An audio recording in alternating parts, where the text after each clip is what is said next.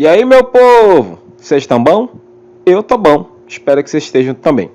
Vamos para mais uma aulinha, geografia, vamos falar sobre os recursos hídricos da Terra e eu espero que vocês sejam, sei lá, tenham uma aula muito boa, que vocês consigam aproveitar, que vocês consigam absorver tudo que a gente tem para passar para vocês e que seja um sucesso tremendo, beleza? Acompanhe a vinheta e me aguarde que eu já estou chegando.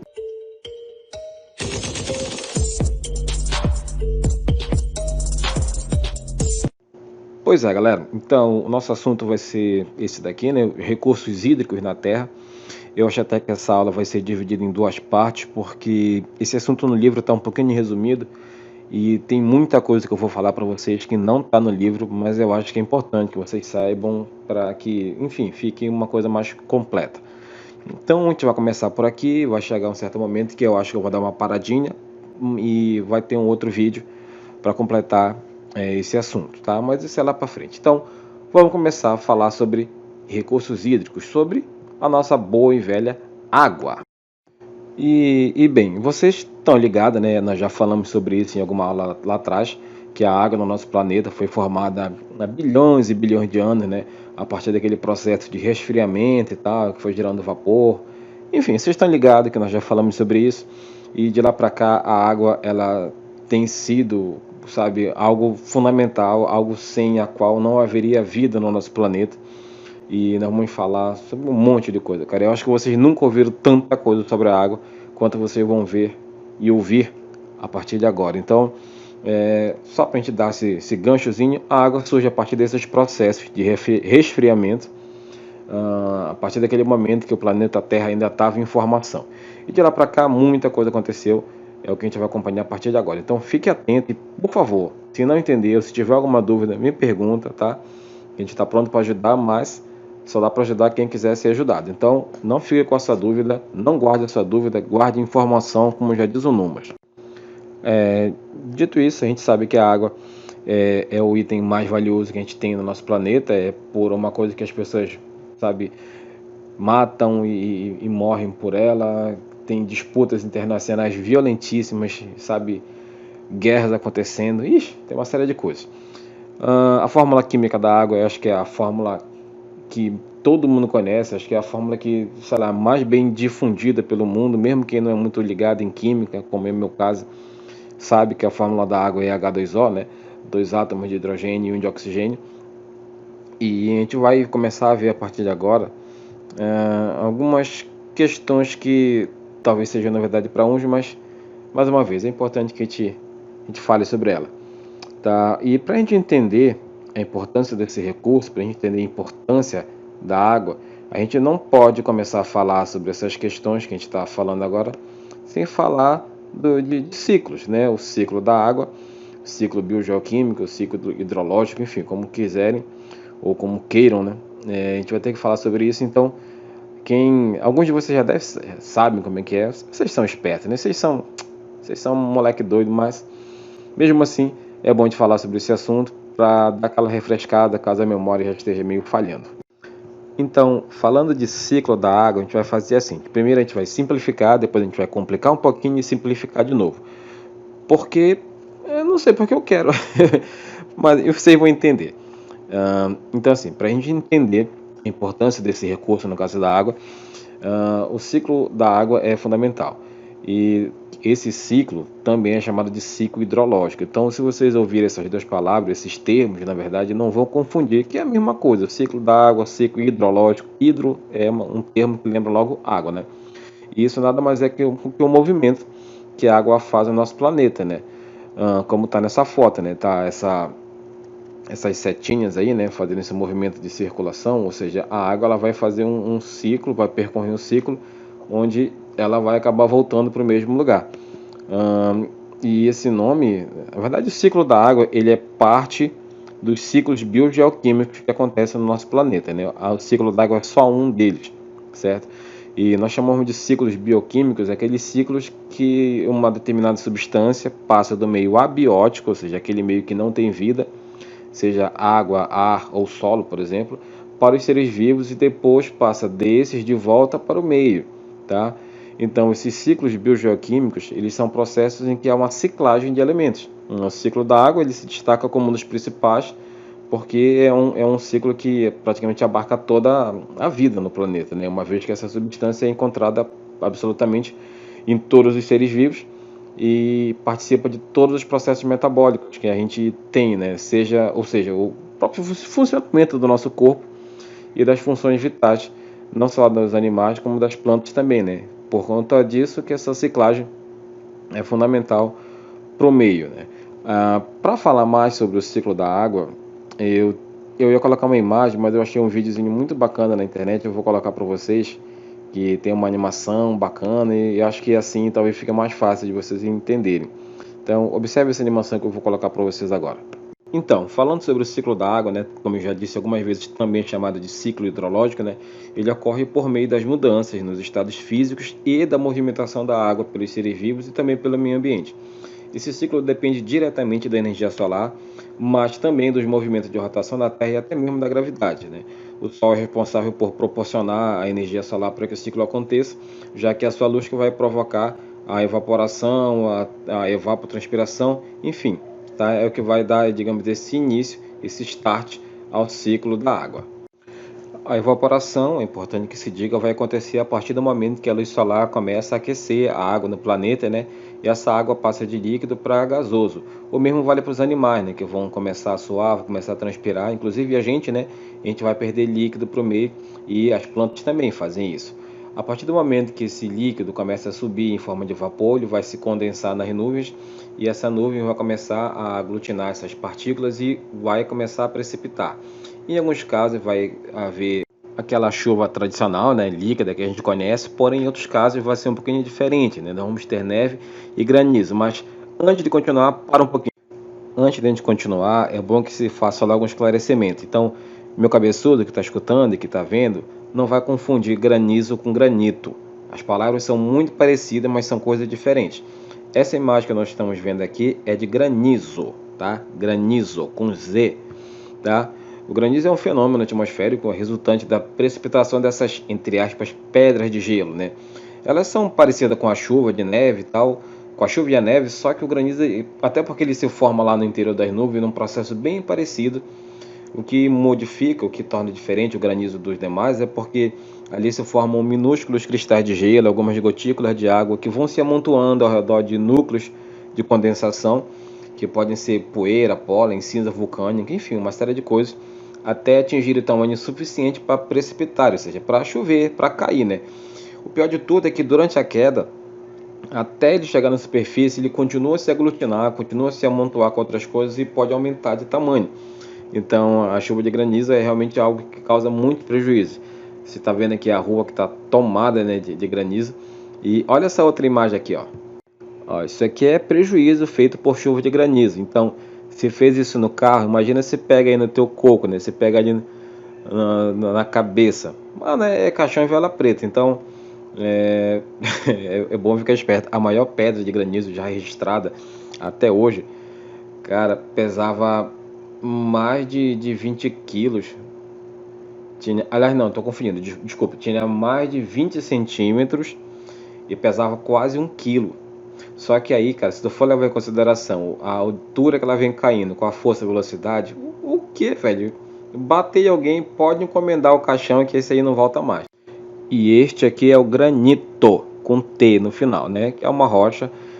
Inclusive nós estudamos sobre isso, né? Na última aula, ou penúltima, não lembro agora, sobre os tipos de rocha, né? E o granito é um tipo de rocha, daqueles que a gente usa para fazer uma série de... A gente não, quem trabalha com isso, né? Que eu não sei porcaria nenhuma sobre isso, sobre esse trabalho, claro, mas é uma rocha bem bonita que quem trabalha com isso utiliza para fazer piso, para fazer esculturas, para fazer bancadas, como essa que vocês podem ver aqui, ó.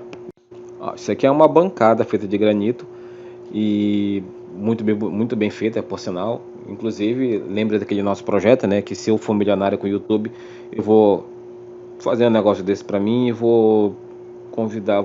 Eu vou tirar uma foto e mandar para vocês, é melhor, né? Estamos em isolamento social, não posso convidá-los, mas eu mando uma foto muito bem feita de um bagulho desse aí. Bem, deixando essa bobagem um pouquinho de lado, agora vamos para o vídeo, que é a parte que mais importa. Ok, retomando, então tá rolando a precipitação, né? A gravidade atuando, puxando as coisas para baixo. Parte da água, neve ou o que cair vai infiltrar, vai ser absorvido pelo solo. As plantas vão se alimentar entre aspas, né, dessa água. Parte dessa água vai aflorar de novo como nascente e uma grande parte vai cair nos oceanos, nos mares, nos rios e vai começar aquele processo de novo, né? Vai haver o calor do sol, evaporação, a água vai subir, nós vamos suar, as plantas vão suar, tudo vai começar de novo. Olha, isso aqui é um mapa mental que eu achei muito interessante, eu achei na internet e trouxe aqui para vocês. Tirei um print disso daqui porque tá aqui já dando uma espécie de um resuminho do que foi dito até agora e é uma forma bem interessante de vocês começarem a armazenar informação utilizando esses mapas mentais. Então, tira o print e guarde isso aqui que vai ser bem útil. A gente vai começar a falar agora sobre a distribuição da água no planeta, mas só voltando um pouquinho lá no ciclo da água. É bom que se diga uma coisa, esse ciclo da água ele não acontece 100% exatamente igual em todos os locais do mundo, porque vai depender muito de algumas questões, como por exemplo a questão climática, altitude, enfim, uma série de elementos da natureza que vão influenciar o ciclo da água para que ele seja de um jeito ou de outro em determinadas situações, ok? Bem, dito isso, quando a gente fala sobre a distribuição da água no planeta, a gente está falando de uma situação que assim é bem complicada mais ou menos, né? Tipo, a gente vai já ver por quê, né? Ah, dizem não, a estimativa é que 70% do planeta seja coberto por água. Isso a gente já sabe. A grande maioria dela está lá nos oceanos, depois dos oceanos, o segundo maior reservatório são as geleiras. Enfim, nos continentes a gente tem ali a questão das águas subterrâneas. Então, não tem muita água, nunca foi problema, né? A água é um composto químico que está ali nos três estados, né? Tanto na questão da forma sólida, líquida e gasosa. Só que essa água ela nem sempre está, digamos, de acordo com a necessidade que a humanidade tem. Tá? Mesmo assim, o Brasil, nós aqui do Brasil, possuímos aproximadamente 12% da água doce disponível no mundo, tá? E, cara, isso é muita coisa, você não tem ideia, 12% é muita coisa, né? Se a gente for levar em consideração que esse recurso está distribuído de forma tão irregular pelo mundo, cara, 12% aqui é muita coisa. Inclusive, isso é até um pouco, entre aspas, perigoso, porque, segundo dizem, se houver uma terceira guerra mundial, uma das prováveis razões será a água, né? E, bom, como aqui tem muita água, isso nos coloca no centro da disputa. Mas isso é uma coisa que talvez lá para frente vá acontecer ou não. Tá? Em todo caso, quando a gente fala de região amazônica, quando eu digo 12%, aqui a região amazônica é a que mais colabora para esses 12%, né? Porque, cara, aqui na Amazônia a gente tem muita água, cara. Se vocês terem uma ideia, a gente tem a maior bacia hidrográfica do mundo, o maior rio do mundo, tanto em extensão quanto em volume d'água. A gente também possui o maior aquífero do mundo, que é aquela água subterrânea, né? O aquífero ao terra do chão.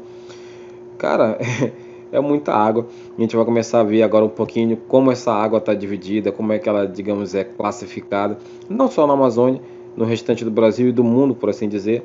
Então, acompanhe que vai ser meio bacana. Então, falando sobre a distribuição da água pelo mundo, né, basicamente nós vamos ter as águas continentais e as águas oceânicas. A gente vai começar a falar das águas continentais e em uma outra aula, em outro momento, a gente fala sobre as águas oceânicas, até porque esse é um assunto meio longo, vai ocupar muito tempo e eu não quero um vídeo muito longo, apesar de que eu acho que isso vai ser meio difícil hoje, não ter um vídeo muito longo, mas enfim. Então, sobre as águas continentais, nós falamos basicamente das águas que são compostas pelos lagos, rios, as águas subterrâneas, né? O lençol freático, os aquíferos, as geleiras, enfim, essas são as águas continentais, desculpe, essas são as águas continentais. E a gente vai ver um pouquinho sobre cada uma delas a partir de agora. A gente vai começar falando sobre os rios e a gente vai começar com uma pergunta que parece até meio besta, né? Uma pergunta assim meio que a princípio é estúpida, mas não é tanto assim porque nem todo mundo sabe responder, pelo menos não, nem todo mundo sabe responder da forma correta, né? O que é um rio? O que é um rio? Tem gente que fala só, é água. Não, mas não é só água, porque a água ela tem, sabe, diferentes classificações, então não é uma resposta 100% correta ou coerente. Então, se alguém perguntar para vocês o que é um rio, se você quiser responder da forma correta, você vai dizer que o rio é um conjunto de correntes ou um curso superficial de água doce. Ponto. Essa é a definição mais correta sobre o que é um rio, sobre o que vem a ser um rio, né? E para a gente que tem um rio bem na frente da nossa cidade, né, é interessante saber disso. Mas as águas oceânicas, ai meu Deus, continentais. As águas continentais, elas não são baseadas apenas na existência de rios. Nós temos também os lagos. E sobre lago, cara, esses lagos que eu separei para mostrar para vocês aqui, ó. O primeiro lago que eu trago para vocês é esse aqui, é um lago belíssimo, um luxo, todo trabalhado no pink, meu amor. Boiola. Que isso, rapaz? Me respeita. Ora.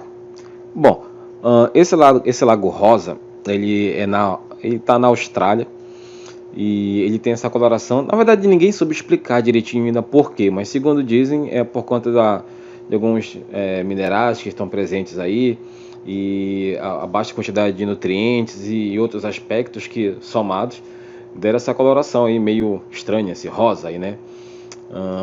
Parece que alguém jogou Kisuke aí dentro. Vocês nem devem saber do que eu tô falando. Vocês não são da época do Kisuke. Os pais de vocês sim devem saber. Devem ter tomado muito Kisuke que nem eu tomava. Você vê que Kisuke era coisa meio de pobre, né? Não sei se vocês eram que nem eu. Mas o Kisuke fazia a alegria do pobre. A gente comprava um pacotinho, custava 10 centavos. Dava para fazer 400 litros de suco com aquilo. A gente tomava suco, pintava cabelo, tingia a roupa, pintava a parede. Era uma festa do pobre o Kisuke. Pena que para fazer um copo a gente tinha que gastar 3 kg de açúcar, mas não dá para ter tudo na vida também, né? Eu acho até inclusive que agora o governo podia lançar junto com o auxílio emergencial Bolsa que Açúcar para dar uma, sabe, uma animada mais na população. Mas, enfim, deixando essas bobagens que eu falo um pouquinho de lado, esse é um lago que é bem conhecido até, tem uma história bem legal e mostra tipo essa formação. Falando em lago, já que eu estou falando em lago e lago colorido, esse é um lago rosa. Observe agora que a gente vai ver um lago azul. Para não ter briga, a Austrália também tem um lago azul. Sabe que lá, tipo, não tem assim, eu gosto de rosa, eu gosto de azul. Pronto, tem para todos os gostos. O lugarzinho estranho é a Austrália, né? Tem lago rosa, tem lago azul, tem canguru, tem o ornitorrinco. Meu Deus, o que é o ornitorrinco? Eu acho que às vezes eu fico olhando para aquilo, fico pensando, acho que Deus estava me sem nada para fazer, sem ideia. Ele foi juntando as coisas e montou aquele bicho lá, porque pô, tem cauda de castor, tem bico de pato, tem veneno desgraçado, ou coisinha estranha, parece um ET. Mas enfim, um lago azul, na sequência vem um lago verde. Esse lago verde já fica, se não tem enganado, na Nova Zelândia, que é a vizinha ali da Austrália, então é tudo um bando de esquisito mesmo. Tem um lago vermelho, mano. Esse lago vermelho fica na Turquia. Tem um aqui na Bolívia também, que tem essas águas nessa coloração avermelhada. E é o que tudo indica por conta da ação de algas que fazem fotossíntese lá, enfim, tudo mais. E um bem conhecido nosso, esse aqui é um lago aqui no Pará, né? O lago da Coca-Cola, fica em Salinas, que tem essa coloração bem mais escura. E para finalizar a questão das águas continentais, em relação à sua classificação, claro, nós temos as geleiras, que também são conhecidas como glaciares. Eu fico olhando para um lugar desse e imagino o frio que não deve ser aí, cara. Eu já me enrolo todo aqui no ar-condicionado. Se eu mostrar para vocês como é que eu fico à noite para dormir, como eu fico ridículo, vocês iam rir pelo resto da vida. E imagino o frio que não deve ser aí. E também as águas subterrâneas, né? São parte das águas continentais e é uma parte muito importante porque grande parte dessa água a gente utiliza para o nosso consumo. Inclusive, como eu disse, o aquífero Alter do Chão aqui no Pará é o maior do mundo.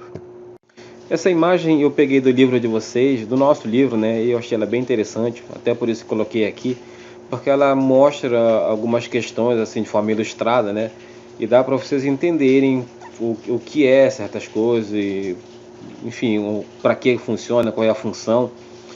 E é bem interessante. Só que tem outras coisas que não estão lá no livro, e eu até entendo por uma questão de espaço, né? Eles não vão colocar só no livro de geografia 400 páginas, porque, enfim, se torna inviável. Mas tem muita coisa que eu quero falar para vocês que não está lá. Então essa imagem aqui, ela já é meio que autoexplicativa, ela está bem explicada, então não há necessidade, creio eu, de ter que explicar muito o que vocês estão vendo aqui. Porém, claro, se alguém tiver alguma pergunta, alguma dúvida sobre essa imagem, é só fazer que a gente com prazer vai responder. Mas a gente vai falar sobre algumas outras questões que não estão presentes nem nessa imagem e nem em algumas partes do livro, por uma questão de espaço, como eu já disse, mas ainda assim nós achamos interessante colocar para vocês, e a gente vai colocar a partir de agora algumas delas. O primeiro ponto é que, assim, vocês sabiam que de acordo com o critério adotado, de acordo com o que a gente está analisando, o rio ele pode ser classificado de diversas formas diferentes? Que rio, assim, não é, como eu já disse, não é só água, não é só tipo, é um córrego que está passando aqui, é uma água que está em movimento. Não tem nada a ver, cara. O rio, a classificação do rio, ela depende de uma série de questões e a gente vai ver algumas dessas classificações a partir de agora. Então, assim, de acordo com o regime de alimentação, né, o rio ele vai ser basicamente dividido nesses três níveis, nesses três tipos aqui, né? O rio pode ser pluvial, ele pode ser nival ou glacial, né, ou misto, tá? Então, o rio pluvial é aquele que tem sua origem nas águas das chuvas, ou seja, é um rio que vai ser criado basicamente a partir das águas das chuvas, tá? O rio nival ou glacial já são rios que têm sua origem associada ao derretimento de neve e geleiras, né? Nival de neve e o glacial das geleiras. E nós temos o rio misto, que é aquele que em determinado momento vai ter a sua origem ligada um pouco à questão do derretimento de geleiras ou de neve e também a questão das águas da chuva, né? Como exemplo de rio, a gente vai colocar agora, na verdade, para vocês três exemplos. Um exemplo de regime de alimentação pluvial, um exemplo de nival ou glacial e um exemplo de misto. Olha, esse aqui é um rio de regime pluvial, o rio Parnaíba. Reparei que ele costuma ter as águas normalmente mais escuras, né, mais barrentas, por assim dizer, né, por conta do arrasto do sedimento que acontece durante o caminho que o rio vai seguindo. Logo na sequência, nós vamos ter um rio de origem nival, né? Percebe que aqui as águas são bem mais clarinhas, até por conta do derretimento da neve, da geleira, né? Então tu tens águas mais transparentes e mais geladas, claro. Eu esqueci o nome desse rio, mas ele fica lá no Canadá. Então, se você olhar lá atrás, já dá para enxergar mais ou menos a montanha que está se elevando, né? E é a partir do derretimento da neve que está lá em cima que esse rio se formou. E como exemplo de rio de regime de alimentação misto, nós temos o Amazonas. Aí tu vai dizer, como assim Amazonas? Primeiro que, bom, vamos entender, né? O rio misto é que tem ali no seu regime de alimentação parte dele formado pelas chuvas e parte formada pela neve. Então, onde é que está a neve que forma o Amazonas? Aonde tem neve no Brasil? Aonde tem uma cordilheira com montanhas, com picos nevados aqui no Brasil? Galera, de fato, no Brasil não tem. Mas, lembrem-se, ou para quem não sabe ainda, né, aprenda que o rio Amazonas, apesar dele ser um rio que corre por uma parte enorme do território nacional, né, a região norte praticamente toda, ele é um rio que não começa no Brasil. É um rio que começa lá no Peru, lá na Cordilheira dos Andes, e aí lá nós temos neve, lá nós temos picos nevados, né? Vamos lembrar, galera, que, como eu já disse, ele nasce na Cordilheira dos Andes, lá ele nasce com o nome de rio Ucayali, né? E depois disso ele se junta ao rio Maranhão. Esse rio Maranhão, ele vai entrar no Brasil e aqui ele vai receber o nome de rio Solimões, que vai vir correndo, correndo, correndo, correndo, até que vai chegar lá em Manaus e vai se juntar com o Rio Negro, e aí o Rio Solimões, junto com o Rio Negro, vão dar origem ao Rio Amazonas. Então, perceba que assim, se a gente for parar para pensar, já que esse rio é de origem mista, né, o regime de alimentação do Amazonas é misto, o Rio Solimões é um rio que ele é formado pelo regime de chuvas, pelo regime pluvial, certo? Desculpe, o regime nival, né? Desculpe, perdão. Vou até explicar de novo. O rio Solimões ele é formado pelo regime nival, porque ele começa lá no Peru, como o rio Ucayali, depois ele vai se juntar ao rio Maranhão e vai entrar no Brasil. Mas ele, mesmo assim, ele pode até mudar de nome no Brasil, né? Quando entra, deixa de ser Maranhão e passa a ser Solimões, mas o regime de alimentação continua o mesmo. Ele continua assim no rio que foi, digamos, criado não, mas ele é um rio que se formou a partir do derretimento das geleiras lá do topo da Cordilheira dos Andes. Ao passo que o Rio Negro, que nasce aqui no Brasil, né, é um rio brasileiro 100%, é um rio de origem pluvial. Então tu percebe que a junção desses dois rios, um rio de origem nival e o outro rio de origem pluvial, vai dar origem ao rio Amazonas, logo um rio com regime de alimentação misto. E essas curvas que vocês estão vendo aqui nessa imagem, nós chamamos de meandros, tá? Então, quando vocês ouvirem falar, tipo, os meandros do rio, meandros são essas curvas aqui. Olha aí o famoso encontro das águas, né? Aqui à esquerda o rio Solimão, de água mais barrenta, e à direita o rio Negro, de águas obviamente mais escuras. Eu acredito que vocês saibam que vocês são bons pra caramba, vocês são inteligentes, vocês sabem de um bocado de coisa. E eu vou falar uma coisa que não é novidade para vocês, mas caso alguém não lembre, essas águas não se misturam porque, apesar de ser água, né, líquida, elas são no seu interior, eles têm composto diferente, temperatura diferente, densidade diferente, materiais orgânicos diferentes, de modo que as águas não se misturam por conta dessas particularidades em relação à água e demais características das águas de um rio e de outro, certo? Tá aí, uma imagem muito famosa, o mundo inteiro conhece e bem bonita mesmo.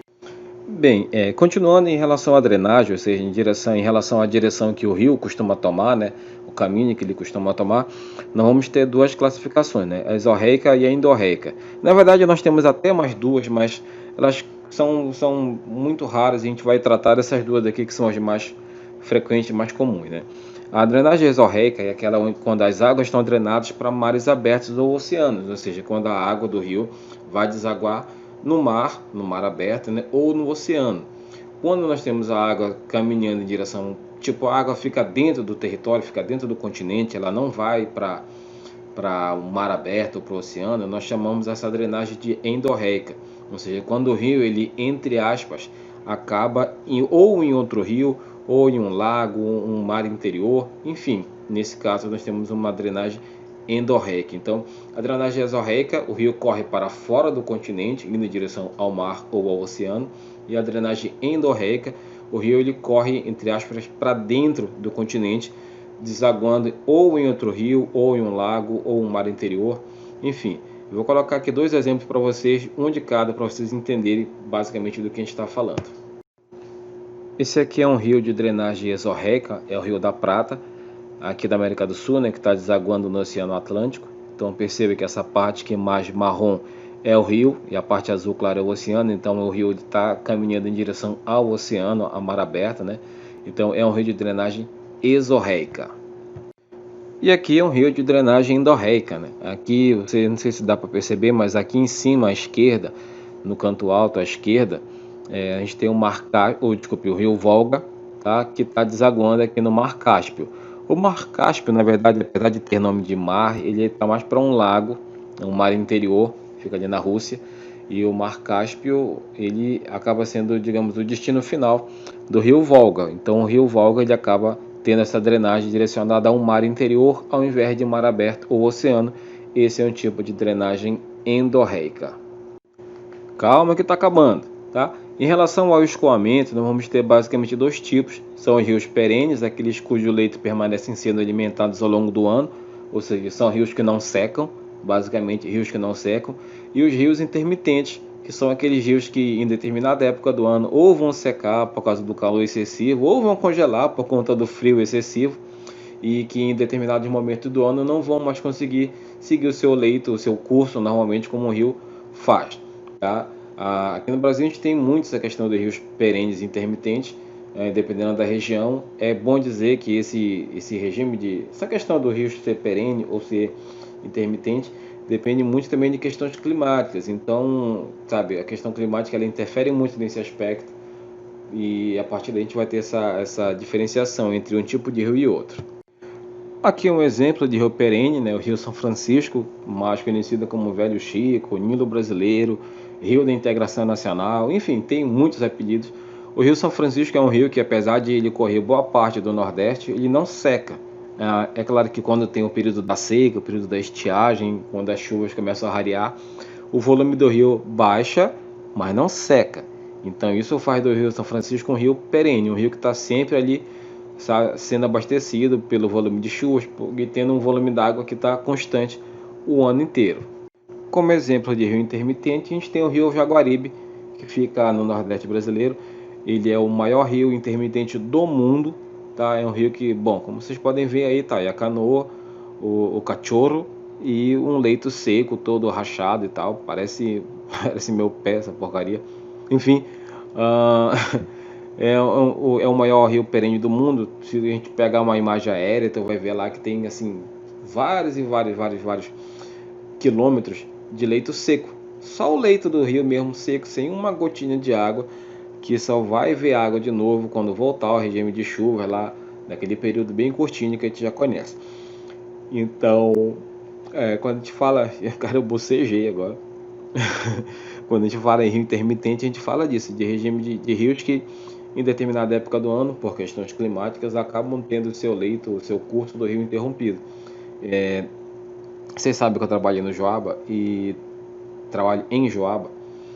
E é curioso, porque quando eu vou para lá pela estrada grande, que a gente chama, tem um certo riacho lá que quando tá no inverno o riacho tá lá cheio, tem corredeira e tudo.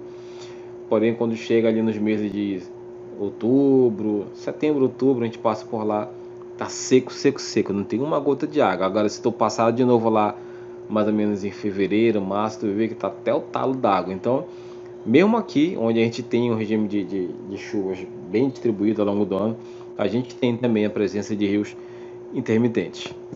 Agora sim, meus consagrados, a gente vai para a última parte, tá acabando mesmo, prometo. E o último aspecto que a gente vai considerar a partir de agora para efeitos de classificação de rios, não só classificação, diferenciação, enfim, né, para poder entender melhor sobre o que a gente está falando, é a coloração. Nós temos basicamente três tipos. Nós temos os rios claros, que eles têm uma coloração meio azulada, tá? Bem transparente, né? E isso se dá por conta do seu regime de alimentação, né? Já que são rios que basicamente vêm de degelo, da neve e das geleiras. São rios muito comuns, não tem no Brasil, né? Na Europa é muito comum, no hemisfério norte de modo geral, né? Ali também no Canadá.